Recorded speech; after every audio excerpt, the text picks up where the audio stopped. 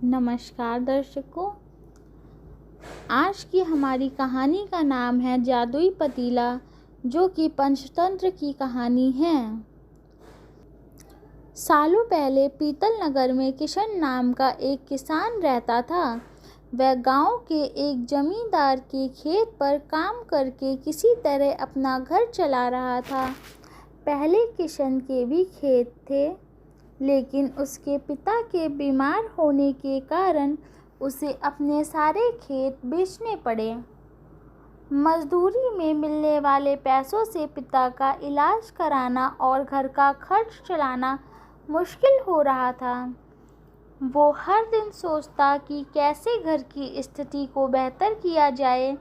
आज भी इसी सोच के साथ किशन सुबह सुबह जमींदार के खेत पर काम करने के लिए निकला। खुदाई करते समय उसकी कुदाल किसी धातु से टकराई और तेज आवाज़ हुई। किशन के मन में हुआ कि आखिर ऐसा क्या है यहाँ। उसने तुरंत उस हिस्से को खोदा तो वहाँ से एक बड़ा सा पतीला निकला। पतीला देखकर किशन दुखी हो गया। किशन के मन में हुआ कि ये जेवरात होते तो मेरे घर की हालात थोड़ी सुधर जाती। फिर किशन ने सोचा कि चलो अब खाना ही खा लेता हूँ। किशन ने खाना खाने के लिए अपने हाथ की कुदाल उस पतीले में फेंक दी और हाथ मुंह धोकर खाना खाने लगा। खाना खत्म करने के बाद किशन अपनी कुदाल उठाने के लिए उस पतीले के पास पहुंचा। वहां पहुंचते ही किशन हैरान हो गया। उस पतीले के अंदर एक नहीं बल्कि बहुत सारे कुदाल थे। उसे कुछ समझ नहीं आया।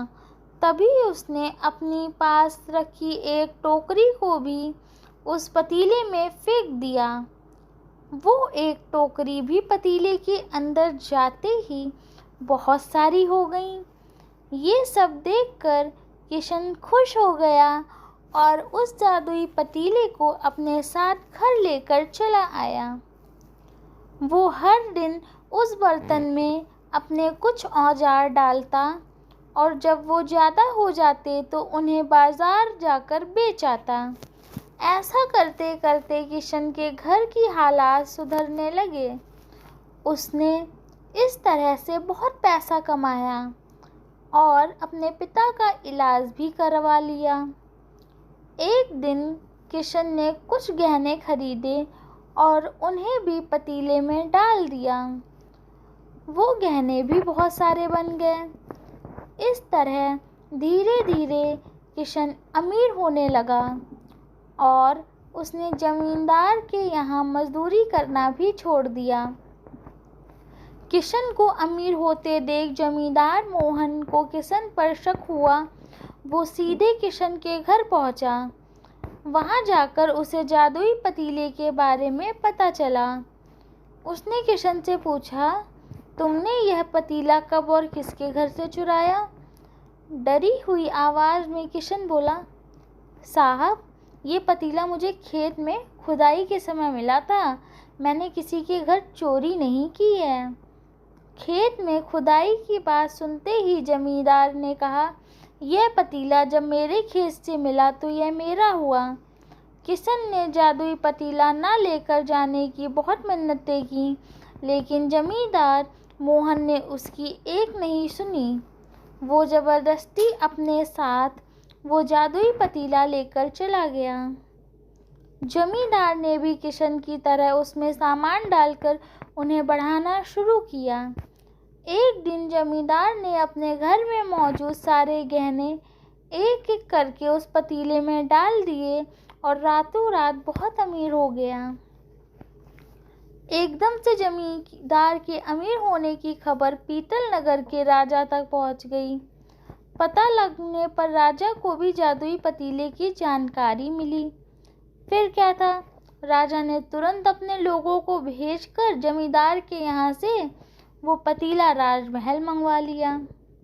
राजमहल में उस जादुई पतीले के पहुँचते ही राजा ने अपने आसपास मौजूद सामान को उसमें डालना शुरू किया। सामान को बढ़ता देखकर राजा दंग रह गया। होते होते आखिर में राजा खुद उस पतीले के अंदर चला गया। देखते ही देखते उस पतीले से बहुत सारे राजा निकल आए। पतीले से राजा निकला, हर राजा बोलता, मैं पीतल नगर का असली राजा हूँ, तुम्हें तो इस जादुई पतीले ने बनाया है।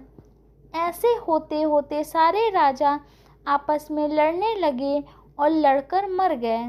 लड़ाई के दौरान वो जादुई पतीला भी टूट गया। जादुई पतीले के कारण राजमहल में हुई इस भयानक लड़ाई के बारे में नगर में सबको पता चल गया। इस बात की जानकारी मिलते ही मजदूर किशन और जमींदार मोहन ने सोचा, अच्छा हुआ कि हमने उस जादुई पतीले का इस्तेमाल सही से किया। उस राजा ने अपनी मूर्खता के कारण अपनी जान ही खो दी। कहानी से सीख। जादुई पतीले की कहानी से 2 सीख मिलती हैं। पहली कि मूर्खता का अंत बुरा ही होता है। दूसरी यह कि हर सामान का इस्तेमाल संभल कर करना चाहिए, अति हानिकारक हो सकता है। धन्यवाद। अगर आपको हमारी वीडियो पसंद आई हो तो वीडियो को लाइक करें, चैनल को सब्सक्राइब करें। धन्यवाद।